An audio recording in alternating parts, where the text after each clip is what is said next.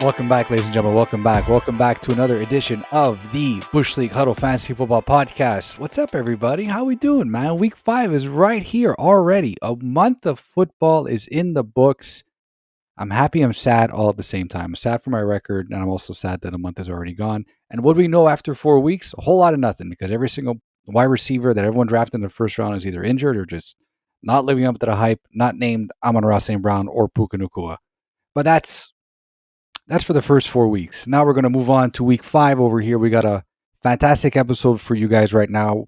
But before we get into the really fun stuff, we have to remind our very, very, very loyal listeners to please follow us on YouTube, Spotify, Apple Podcasts, TikTok, Instagram, Twitter, all your weekly fantasy breakdowns all season. Send us your waiver questions, your sit-start questions, your love-hate questions. Message us about how you're having issues with your lineup for that week. Just send us whatever you want. We interact with our fans all the time, and we need that engagement. So please send us everything you want. And don't forget to like, follow, subscribe, share with all your friends. Try to bring in somebody into the fantasy football community. You know what I mean? Like we're always looking for more people, and there's worse places that you can start with our podcast. Just putting it out there. But let's jump into the opening drive. Yes, thank you, Fab. This week's opening drive is all about the panic meter. We're going to give you 5 players who've left fantasy managers sweating bullets. We're just going to put a number on how worried you should be. Think of it kind of as a stress test. So from 0 to 10, 0 is no panic at all, cool as a cucumber. 10, it's sirens, stretcher. Season's basically cooked for these players. So let's see who's making us nervous. First of all, we have Brock Bowers. Panic level 6 out of 10. So Bowers opened the year hot with a 5 for 100 game in week 1, but since then it's been downhill. The target share is fine, but yards per catch and depth of target are tanking. Obviously, we saw Geno with a lot of turnovers in week 4 against Chicago. Bowers' injury, he has a bum knee, and a leaky O-line aren't helping. You have to still start him, but his draft cost, he's pretty much been a bust so far. So from one headache to another, we have the duo of A.J. Brown and Devonta Smith. Panic level 8.5 out of 10. So here's the crazy stat. Philly's 4-0, but they've been outgained in every single game. It's the first time it's happened since the Cardinals of 2012, who went 5-11. So the Eagles haven't needed to lean on Brown or Smith yet. Heck, even Saquon Barkley hasn't been as good as he was last year. The defense has been phenomenal, and Hurts has yet to throw an interception. Brown stays locked in no matter what. We'll talk about that later. Smith feels matchup sensitive. For now, it's panic because the volume isn't there for the players, but the talent has to keep them afloat for now. Next on the chopping block, we have your boy, Calvin Ridley. We're going to go panic level 9 out of 10. So the stretcher is almost out. The Titans offense is pure chaos. They can't protect Cam Ward. The run game is non-existent. And Ridley's been outproduced by Elik Ayomanor across the board. Until that changes or Callahan packs his bags, which could happen before Halloween, reports are saying, Ridley belongs firmly on your bench. And if you thought that was bad, let's talk about Derrick Henry. Panic level, we'll say 3 out of 10. The King still looks the part, 5.8 yards per carry, 160 yards after contact, that's 50% of his total. An explosive run rate is up. But the real issue, it's just pure volume. Just 49 carries through 4 games versus 80 last year. The defense cannot get off the field. And we've seen the Ravens schedule does lighten up soon after playing the Bills, Lions, Chiefs, and the Browns' surprisingly tough D led by Myles Garrett. So I wouldn't sweat too much. Now on the other side of the spectrum, we got, last but not least, Brock Purdy. 4 out of 10 panic meter. Yes, the Niners are 3-1, but the red flags are piling up. They're on pace for the most man games lost. The O-line isn't protecting Purdy. He's already missed 2 games, and in 2 games he's had 4 picks in both games. 2 in each, 4 total. Their wide receiver room is always banged up. Kittle's hurt. And CMC, yes, he's doing well in PPR, but he hasn't looked like his usual self in the running game. Somehow the machine keeps churning, but it feels like the wheels could fly off any week now. And that wraps up the panic meter. From mild headaches to full-on emergencies. Now we're going to turn the page to love-hate. Nach's going to kick us off with the receipts, as he is very good at last week's record, the hits, the misses, and then we'll get rolling on this week's call. Thank you, Raj. So as he said, we'll go into our love-hate for this week. Before we get into the love-hates, I want to remind everyone of the Week 5 buys coming up, which sees the Steelers, Packers, Falcons, and Bears taking the week off. So before we get into our picks for this week, we will go through our picks from last week. We did collectively go 8-7, so we'll chalk that up as a win. Fab, you took the cake this week, going 4-1, hitting on loves Chris Olave, Quentin Johnson, and Mark Andrews, as well as hitting your hate in T. Higgins, but lost out on the hate of DK Metcalf over on one play. Let us mention one play. Raj, you went 2-3, lost on your loves with Chase Brown and Nick Chubb. Woody Marks took the bulk of the work there. I did mention Woody Marks last week, but we're not going to count it. You did. You definitely did. You did hit on Mason Taylor as your love for tight end, as well as your hate of David Montgomery, who surprisingly put up a dud of a game. And you did miss out on your hate of Javonte Williams, who did in fact score a touchdown. I lost on my love for Geno Smith, who even with 3 interceptions still put up some solid fantasy numbers. I did hit on Tua Tagovailoa, who had a very good game on Monday night. Complete swing and a miss on Dak Prescott and Michael Penix. Penix threw for 300 yards, 2 touchdowns, did have that 1 pick, but still had a very, very awesome game with his spot on the line going into the bye. So nice little bounce back from Penix. And I did also hit on my hate of Sam Laporta, who once again failed to put up double-digit fantasy points. So that'll do it. We are collective 26-29, so we are clawing our way back to that 500. Let's make sure we get there, and let's see ourselves go 5-0 this week. How about that, guys? Let's do it. So without further ado, we'll start off with the quarterbacks. And Mr. Fabio, who do you got this week? I got a little Jackson Dart. Jackson Dart at New Orleans. Come on, guys. Show some love for the Rook. He's coming off a 21. Show some love for the Rook. You don't want to buy his jersey yet, though. Not yet. He's wearing a Saquon jersey. Not yet. He's masquerading that as a Saquon. I love Saquon. It's not his fault. He still loves the Giants anyways.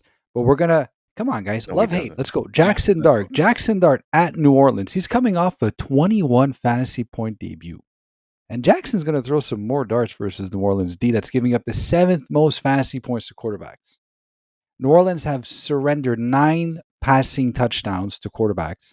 So I expect Dart to use his legs quite a bit in this game too. He had 10 rushes last week, which makes him a prime start in 2 quarterback and superflex leagues. He's ranked right now as QB 18, but I see him knocking on the door of a top 12 play this week, especially with all the buys. And the other matchups that I'm not too happy about, which we're going to get into in the late section. But this is a great start for Jackson Dart, especially coming off a win versus a very tough Chargers defense. I know he's missing Malik Neighbors, but the rushing upside is there, and it's something that cannot be ignored. And if you have him on your team in a 2 quarterback and superflex league, try to get him in your lineup because I think he's going to put up some very nice numbers. He's going as QB 14 in consensus. Oh, okay, so I guess it just popped up. Well, when I did my research, it was QB 18. So. Yeah. Sorry, no, sorry. No, it's fair. But it's impressive. It's above Brock Purdy, above Stafford, above Darnold, right below Knicks, which is a pretty. Knicks is playing Philadelphia this week. That's going to be a tough matchup. But I already had Knicks as a hate a few weeks ago. I can't hate them so much. I love the call. I love the boldness. I would just worry that they finally someone will finally have tape on him. The minute you have tape on a rookie, it's how it is. Yeah. That Saints D played Josh Allen pretty tough last week too. They've been very competitive in Buffalo. Yeah. So they've been very competitive this year. To watch, I guess. 100%. I don't know.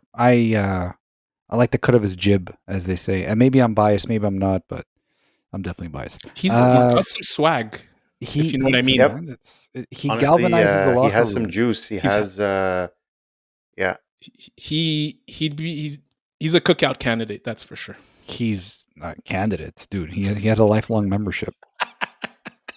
Roger's got a bunch of white boys coming to his cookout. Seriously.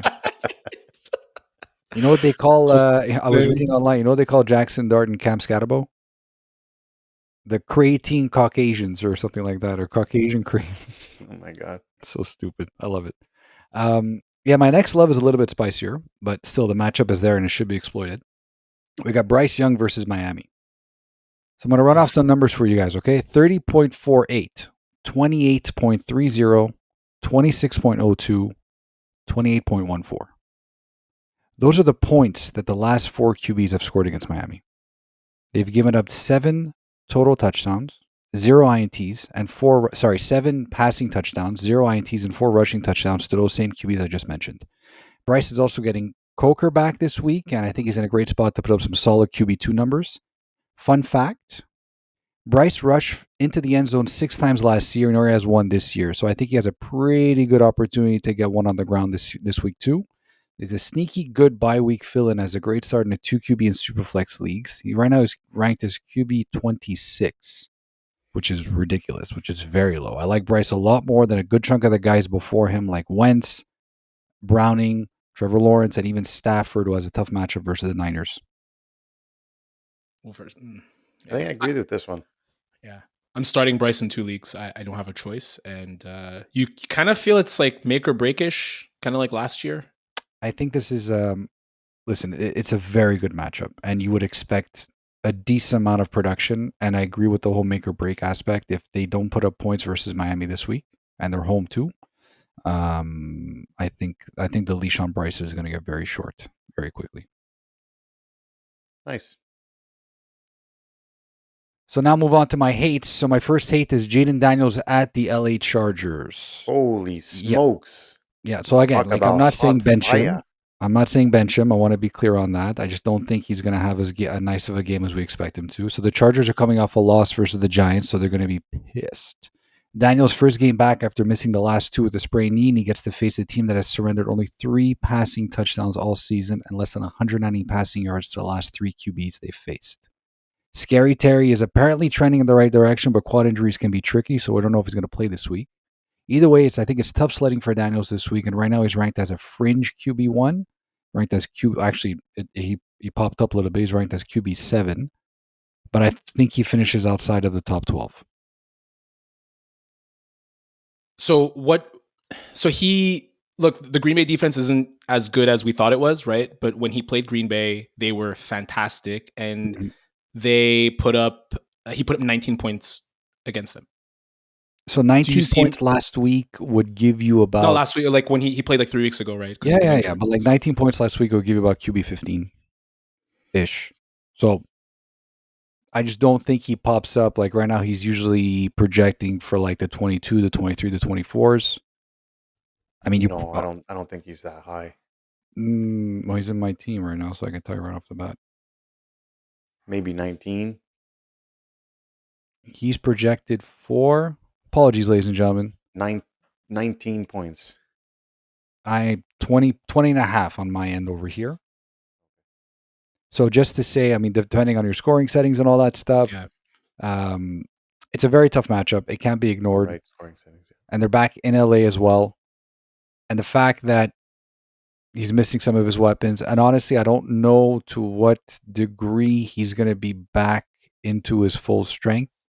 The sprained knee does scare me a little bit, and I think that he'll be able to get some points off his legs and off his rushing ability. Trepidations though as to how much he's going to be used for that, and considering his he just got back off an injury. Completion percentage wise too, he's been just at or below 60%, mind you, in 2 games.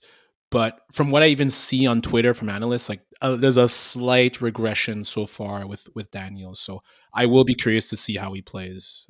Which is kind of par for the course for every single player that I've drafted this year. So just bear in mind, ladies and gentlemen, that if I have one of these players that's on your teams, I apologize. Conversely, that means he's gonna get like 50 points. I mean, I'm sure you'd be happy. it's a win in one column, it's Yes, a loss in exactly. another. Yeah, Like we got a exactly. little bittersweet. But the next one is definitely bitter and not sweet at all. Trevor Lawrence versus Kansas City.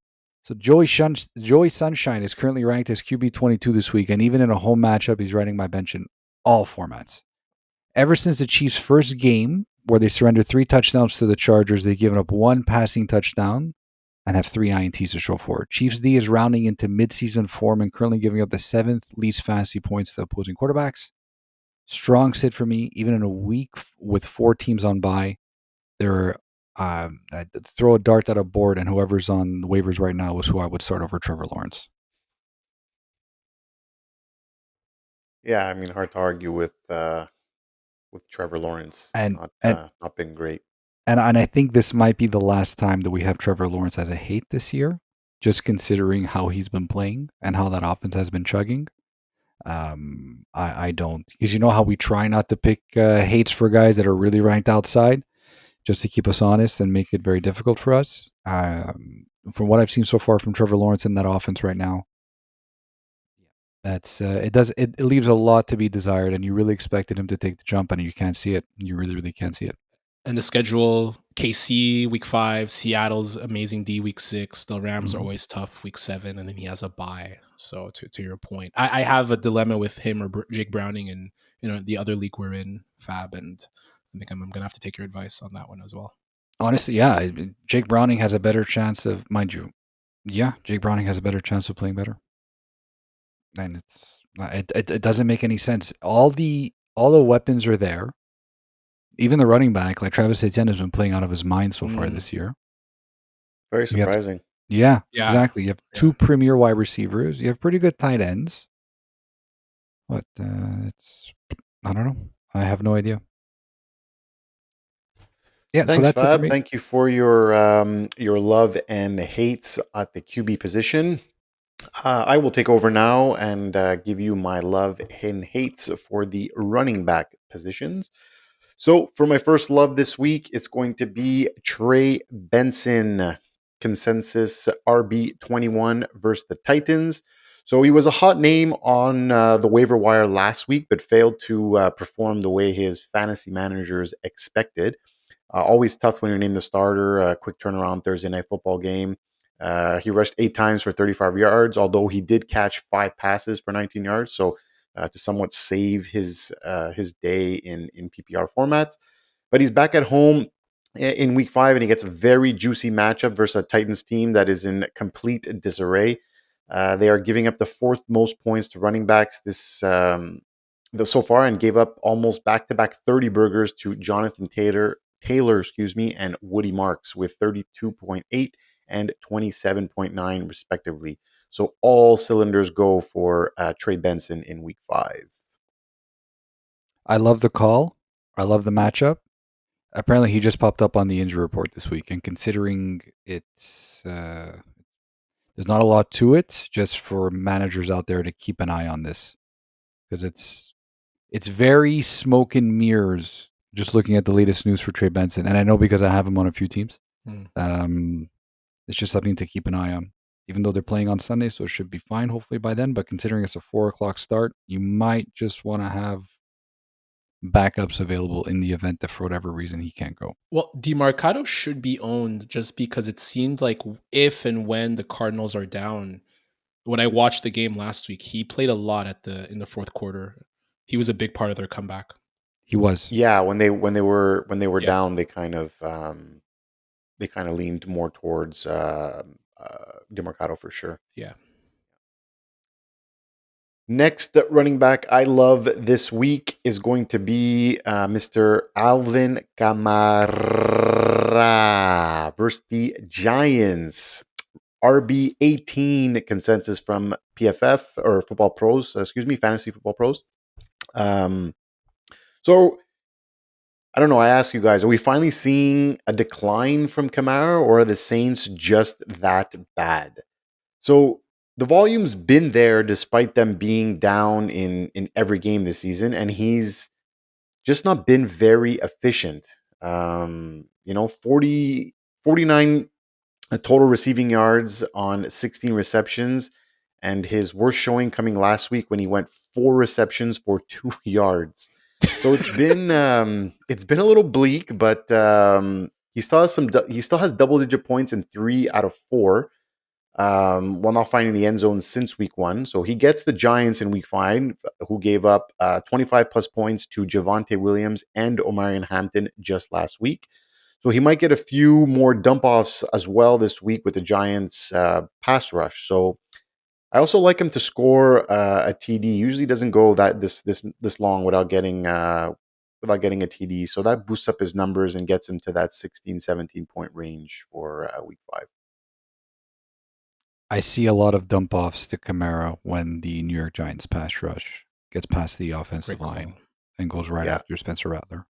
I see Yeah. a lot of dump offs to him. So I think, hey man, like if I was facing Kamara this week and I faced him before in scenarios where he has like 10 receptions for like 12 yards, which is just gut wrenching because you get 11 points for doing absolutely nothing. Stupid. Yeah. Stupid. But that's also like the cheat code that is Alvin Kamara, right? I mean, like you said, 4 receptions for 2 yards last week. That's 4 points for free. Like without even doing anything. You For know? So, PPR league. I see somewhere in the lines of like 9, 10 catches for like, let's call it 40, 50 yards even this week. That's what's going to happen. I yeah, feel like that's because what's going to happen. And listen, that's what fantasy football is. You got to go after the PPR guys. And I think this week, Kamara is the recipient of that. If I could just add, I like them sprinkling in Kendre Miller to just help with the load of Kamara. It Yeah. a lot reminds me a little bit of the Mark Ingram, Alvin Kamara. I think that's how Kamara should be used: 12 to 15 carries per game, and then the spammy 4 to 6 catches a game that he gets. And we saw it there was way more efficiency against the Bills this week.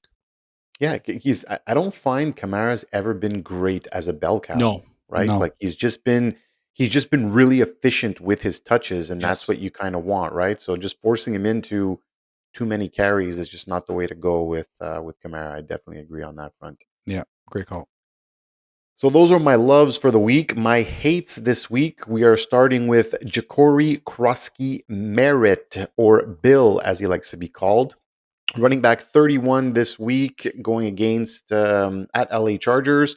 So Bill looked good in week 1 versus the Giants, but has since been forced to play the Packers 8th fewest, Raiders 5th fewest, and Falcons 3rd fewest points allowed to running backs through 4 weeks.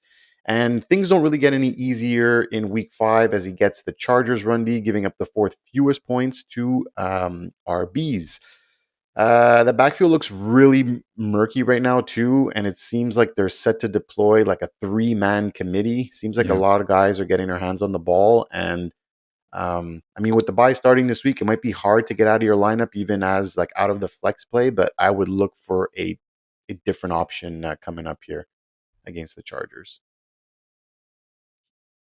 He was a sell high like week 1. Big Yeah. time, sell Yeah. high, big time. I got exhausted about the Bill stuff. Like just seeing Fab's face, like I'm just I he mean, was exhausting, and there was way too much preseason hype about this guy. he's been efficient. Like 7th right round now, pick. he's at No, like he's at like 5.7 yards per carry. He's been efficient so far, but the volume isn't there. You can't rely on 8 or 10, 7 or 8 carries a game. And the Chargers defense is very good. Chargers like their run D is very, very good, even despite the losing Khalil Mack. Right, he's on IR, I think, right now. But yeah, this is definitely a sit for me too. And finally, my last hate of the week is going to be a familiar face that showed up on our list last week, but for different reasons. It's going to be Mr. Chase Brown, running back 25 versus the Lions. So, could have made the list in our opening drive, but I think it's officially time to sound the alarms on a running back you likely took in the 2nd or 3rd round in your fantasy draft. And without Joe Burrow, this Cincy offense, has been a shell of itself. With the defense not able to keep up in games either, their game script changes in a hurry, and he has yet to top 50 rushing yards in any game this season. And season high receiving is only 31 yards, and that was actually on Monday night when they were trying to come back from that deep hole they dug against the Broncos. So this is a Lions team. They get a Lions team at home that figured to run the score up once again and limiting Chase's chances to put up solid fantasy numbers. So since Burrow went down, he's averaging a lowly 2.5 yards per carry. So I look for the struggles to continue with Chase Brown in Week 5. He's when he's on the field, he's facing on average 7.35 defenders in the box. For sure. Well, yeah. For sure. If you especially compare with Burrow that, gone. if you compare that to like a Jonathan Taylor, it's 6.9. Yeah, because you got to respect Daniel Jones. No, but it's just to show. Like, no, but legit, it's just to show how like Put some Jake respect Browning on the man's name. Jake Browning has been that bad. Oh, he's been terrible. He's been worse than bad. Yeah, It's a perfect game plan for teams. They're going to force Jake Browning to beat you. Like, okay. Like, I don't even need tape to do that. Yeah, which is not. Which is also shocking a bit because he was really good in relief 2 years ago when 2 years ago, hurt he was, his wrist. Yeah. Which kind of makes sense why they didn't go out, and maybe that's why they're not looking to get another quarterback in the meantime, because... Well, now they will. You think so? For sure will now. Yeah. Oh, yeah. Russell Wilson's going to be in a Bengals uniform. You really think Russell Wilson will do better behind that offensive line than Jake Browning? Like you saw how Denver. You saw that offensive line. It can't get much worse than Jake Browning. Did you watch anything on Jake Browning yesterday? Yeah, actually, see the offensive line try to block for him. I made a comment. He actually looked a little bit like Russell Wilson. He was either dumping it off or throwing deep balls to Higgins and Chase. But you know what? For his account, he'll probably be more accurate on those deep balls than Jake Browning will be. Yeah, well, not after that game versus the Chiefs. Just an honorable mention, actually. Not for a hate necessarily, but just something to be aware of. I just got a notification. So Bucky Irving's status this week is very much up in the air. So just to keep that in mind, that Rachaad White could be a very, very hot pickup and also could be a full-blown start as well. Did they say what it's about? No, they're keeping it hush-hush. Hold on a second. It's been a mash unit in Tampa this year. Oh, yeah. Ankle/foot injury. Ankle/foot injury. So you know how the ankle is connected to the foot? Did you know that? Thanks, Fab. We're a serious podcast, ladies and gentlemen. Dr. Fab here. Yeah, find me on Twitter.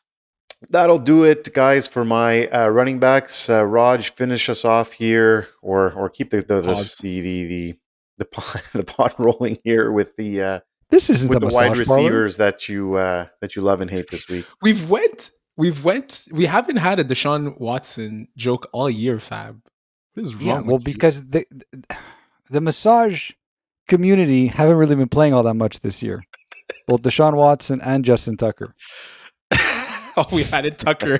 He is he not? Should he not be part of the massage community that enjoys, certain way? Anyway, we're just gonna keep it rolling. So we're I'm gonna keep in terms of wide receivers I love. So the first wide receiver I love, we're gonna keep it Giants themed with Fab with the Giants jersey, and it's not the guy who maybe you think I will choose. It's actually Darius Slayton, wide receiver 52 at the Saints.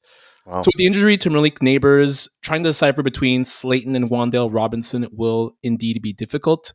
And I tweeted about it yesterday, but Robinson actually has double the receptions of Slayton, almost double the target share, and more than double the yards per route run. But the Saints have allowed 40-plus yard pass plays in each of their first four games. Slayton caught 3 of 4 targets for 44 yards against the Chargers in week 4. Robinson 3 of 5 for 14 yards. I think Slayton will act more as the deep shot target player, whereas Robinson will work underneath. So I'm going with Slayton over Wan'Dale Robinson against the Saints this week. Yeah, I like that call. I think that's a smart play. Yeah, and look, they paid him, right? They gave him the Saquon Barkley money. Let's try to get something out of him, please, or else you might as well just have kept Saquon Barkley, but that's for another topic. The second wide receiver I love this week, another interesting call, but I like Christian Kirk, wide receiver 46 versus the banged up Ravens defense. The Ravens have one of the worst pass defenses in the league currently, and they're extremely banged up, as mentioned. Marlon Humphrey, who has been awful, will miss the next couple of weeks. Defensive tackle Nnamdi Madubuike is out for the season. Roquan Smith will miss a few weeks. And cornerback Nate Wiggins got injured against the Chiefs. Kirk has been ramping up, seeing 12 targets in his first 2 games on a solid 18% target share. So with the Bears, Packers, Falcons, Steelers on bye, I think he makes for a solid wide receiver 3 or flex streaming option. Yeah, and you have to figure that even with Lamar Jackson now slated to miss a couple weeks as well, the offense is not going to be able to sustain drives with Cooper Rush. Yep. So definitely more opportunities on the other side of the ball. So definitely like this call. Totally. In terms of wide receivers, I hate Khalil Shakir, wide receiver 33 versus the New England Patriots. Shakir has cemented himself as Josh Allen's top target, especially in the last 2 games, with back-to-back games of at least 4 catches, 45 yards, and a touchdown in each. But he faces much tougher competition in Christian Gonzalez and the Pats defense. Gonzalez missed the first 3 weeks of the season, and in his season debut against the Panthers last week, he held Tataroya McMillan to 2 catches for 30 yards when facing him. If you look at Shakir's 5 games versus the Pats in his career, in which Gonzalez has played 4 of those, Shakir has 12 catches, 134 yards, and 0 touchdowns. So that's an average of 2.4 catches and 26 yards in those games. And I think Gonzo neutralizes him again. Yeah, when Christian Gonzalez is back on the field, that defense is completely transformed. Completely. Yeah, he doesn't get enough credit as one of the top. I think Sauce Gardner has to. It's the last 2 years he just hasn't been the same player. And I think when you start looking at quarterback rankings, I think Christian Gonzalez has to make his way up there compared to someone like Sauce Gardner. Speaking of top cornerback rankings and top cornerbacks, part of what my last hate will be regarding that. And I hate to do it, but AJ Brown is the last wide receiver I hate. Running wide receiver 18 versus Denver. I really hate to do it because I'm all about team #player studs. But vibes-wise, it's very bad for AJ Brown and the Eagles. And Pat Surtain ain't good for what ails this passing attack. Surtain put on an absolute clinic on Ja'Marr Chase week 4 Monday Night Football. According to Next Gen Stats, when matched up against Chase, that's Surtain, in 13 matchups, 1 catch, 8 yards for Ja'Marr Chase. This predicts to be a defensive battle, and I foresee AJ subtweeting again after this one. An AJ Brown owner in another league we're in has DK Metcalf, JSN, and Chris Olave. I much prefer those 3 options over AJ Brown if you are in a situation like that. Well, minus DK. It's true. DK Metcalf. It's true. Thank you.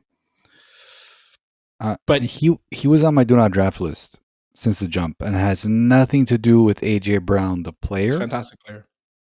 He's one of my favorite wide receivers. He has everything to do with the fact that your quarterback doesn't throw the ball. And that's fine. They're still winning games. They're 4-0. Like, they have Saquon Barkley back there. I get it. But I don't know how you can sustain a number 1 wide receiver when you don't even hit the 3,000-yard passing mark every year. Or he didn't do it last year, but still. Right? I mean, it's...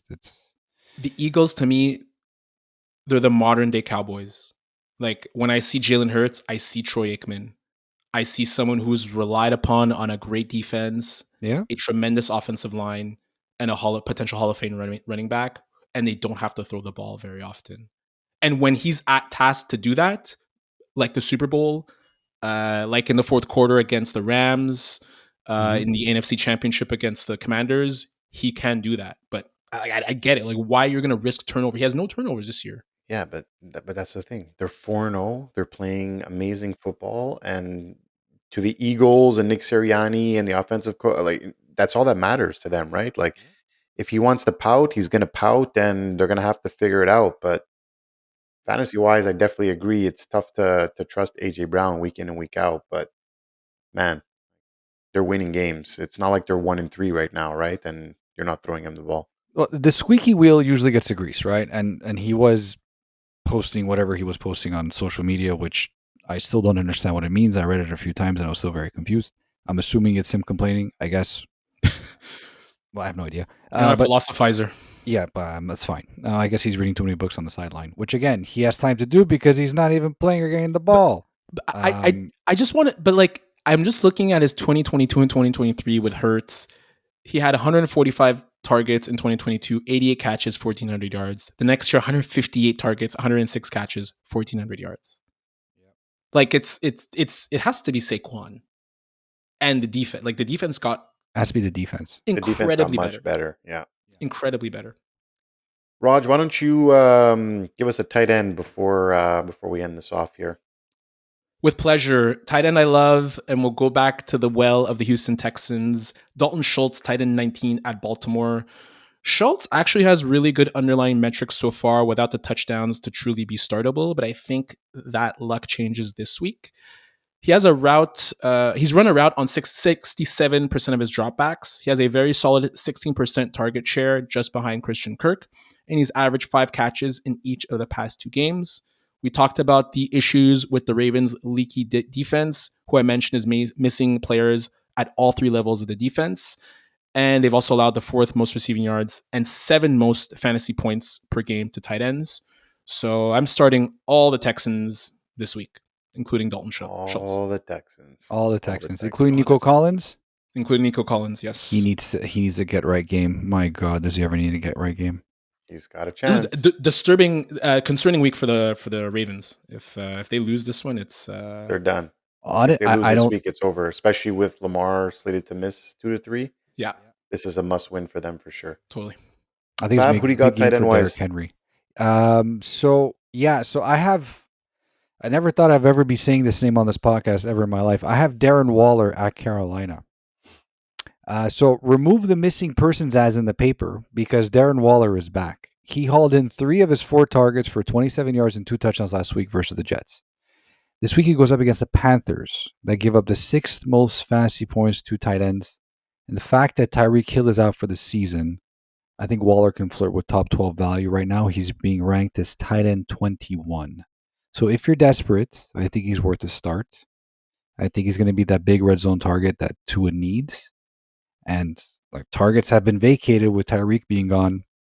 So I think this is a very, very interesting start for Darren Waller, and it's a great matchup. It's a very good matchup. I like it.